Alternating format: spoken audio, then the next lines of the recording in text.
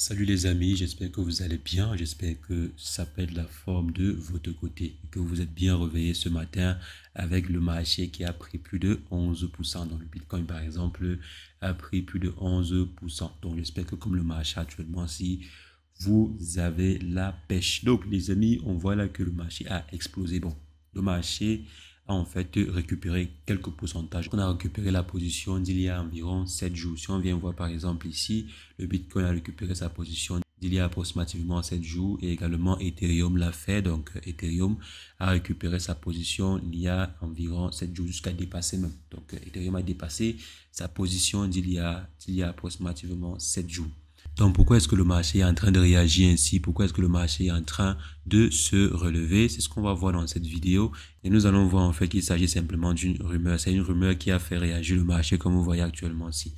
Mais comme on le dit souvent, il faudrait acheter la rumeur et vendre la nouvelle. Et c'est ce que sont en train de faire actuellement ici les investisseurs. Si on faisait encore un petit flashback, vous savez très bien que le marché a chuté à cause de la chute à cause de la chute en fait de la banque Silicon Valley Bank. Donc la banque en question a fait faillite et plusieurs investisseurs ont eu peur que cela ait des répercussions sur le marché des crypto-monnaies. Bien sûr, cela avait des répercussions sur le marché des crypto-monnaies parce qu'il y avait beaucoup d'entreprises. Il y a beaucoup d'entreprises qui opèrent dans le secteur des crypto-monnaies qui ont fait leur dépôt chez cette banque-là parce qu'il s'agit en fait d'une banque d'investissement.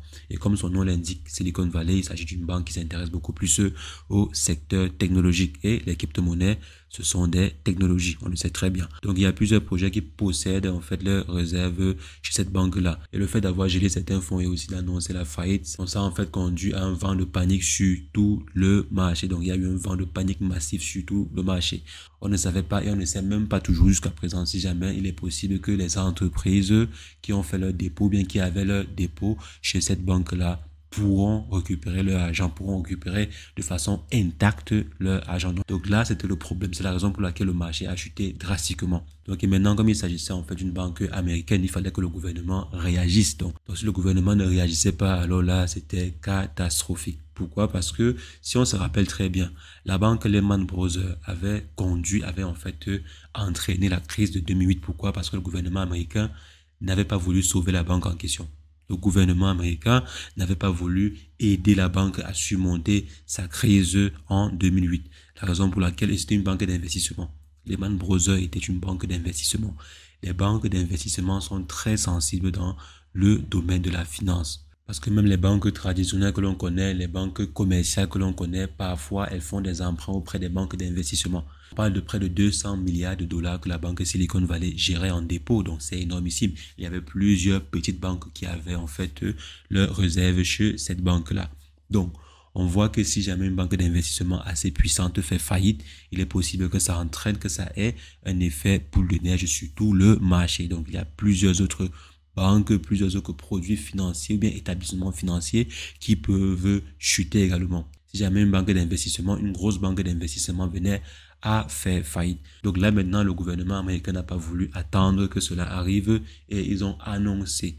Ce n'est pas encore le cas, mais ces derniers ont mis en avant le fait qu'ils ne voudraient pas laisser les clients de la banque en question subir ou bien en pâtir. Donc, ils ont annoncé, donc, d'après ce que ces derniers ont dit, les investisseurs ont compris qu'ils vont sauver le marché. Ils vont sauver en fait les dépôts des clients de cette banque-là, d'après ce que les investisseurs ont entendu. Parce que là, apparemment, les autorités américaines ont décidé de prendre le devant et de sauver la banque en question. Donc, les autorités américaines, comme on le voit ici sur France 24, ils ont décidé de mettre la Silicon Valley aux enchères. C'est aussi une très très bonne tactique pour pouvoir sauver les investissements ou bien sauver en fait les dépôts des clients de la Silicon Valley Bank. Donc, c'est une très très bonne opération.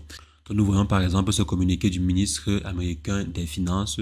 Nous voulons nous assurer que les problèmes qui touchent une banque ne créent pas de contagion et d'autres qui sont solides. Ils ne voulaient pas en fait que ce qu'il y a eu en 2008 se répète. C'est la raison pour laquelle beaucoup d'investisseurs se sentent en sécurité. Ils savent que le gouvernement américain ne peut pas laisser le marché couler, ou bien ne peut pas laisser la banque en question couler. Je suis certain que la FDIC envisage une large palette de solutions qui inclut une acquisition. Donc, c'est ce que déclarait la secrétaire au Trésor. Donc, presque tout le monde est unanime qu'il faudrait que le gouvernement américain envisage toutes les solutions et aussi que le gouvernement américain sauve la banque en question. Surtout les dépôts des clients. C'est ce qui est le plus important ici.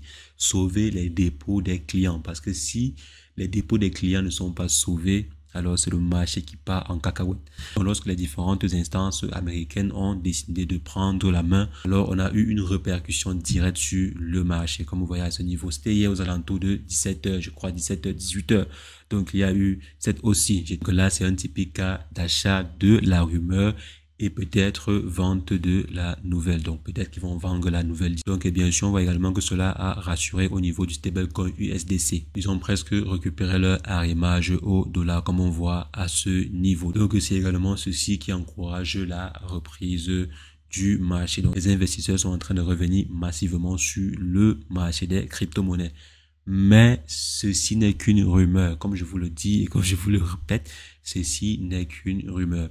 Ce qui est certain, c'est que le gouvernement américain, ils sont en train de réfléchir sur comment trouver une solution, bien des solutions pour le cas de la Silicon Valley Bank, parce qu'il s'agit en fait d'une très, très grosse banque. Ils sont en train de trouver des solutions, mais ils n'ont pas encore trouvé des solutions. Ils n'ont pas encore, par exemple, trouvé une banque ou bien trouvé des investisseurs qui vont acquérir la banque en question, la Silicon Valley Bank. Il n'y a pas encore d'investisseurs pour l'instant. Bon, de façon officielle, il n'y a pas encore d'investisseurs, mais il n'y a pas encore d'entreprises qui souhaitent racheter la banque en question. Donc, on espère qu'ils vont trouver des acheteurs rapidement, donc qu'ils vont trouver en fait des solutions. Au cas extrême, le gouvernement américain peut injecter des fonds dessus au cas extrême. Parce qu'en fait, en 2008, il y avait également des fondements de plusieurs autres banques. Et le gouvernement américain avait décidé de sauver certaines banques et de laisser d'autres banques. Parmi les banques que le gouvernement américain avait décidé de laisser, il y avait Lehman Brothers, qui était une banque d'investissement très puissante.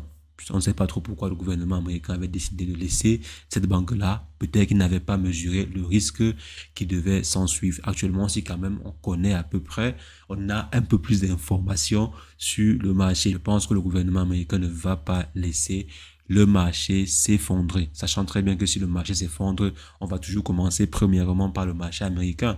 Le marché américain sera le premier marché à s'effondrer avant les autres marchés. Donc les amis, à ce qui paraît, donc les rumeurs annoncent un sauvetage du marché, un sauvetage de la situation actuelle de la banque SVB et par conséquent de tous les différents clients de la banque en question. À l'instar de Cycle qui possède le stablecoin USDC. Eux-mêmes ici ils sont en train d'annoncer sur leur tweet qu'ils attendent des clarifications sur comment est-ce que la FDIC va gérer les dépositaires. Donc là, en fait, vous voyez que le marché des crypto-monnaies est corrélé à l'information.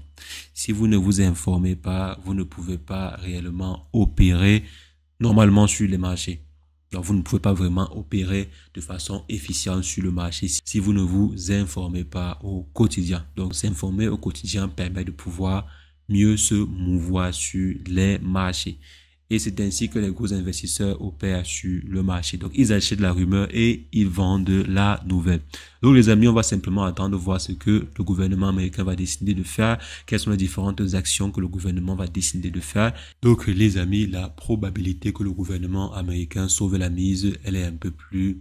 Disons qu'elle est un peu plus élevée actuellement. C'est la raison pour laquelle les investisseurs se sont en fait lâchés sur le marché des crypto-monnaies. Je pense également que tout à l'heure, le Nasdaq va également exploser. Je pense que le Nasdaq va également se réveiller. Donc les amis, on va rester en attente. On espère que le gouvernement américain va gérer la chose. Donc les amis, c'est ce que je voulais rapidement partager avec vous. Comme j'ai dit, on reste à l'affût de toute information qui pourrait être utile. On va donc se revoir très prochainement pour une nouvelle vidéo sur décryptage de crypto-monnaies.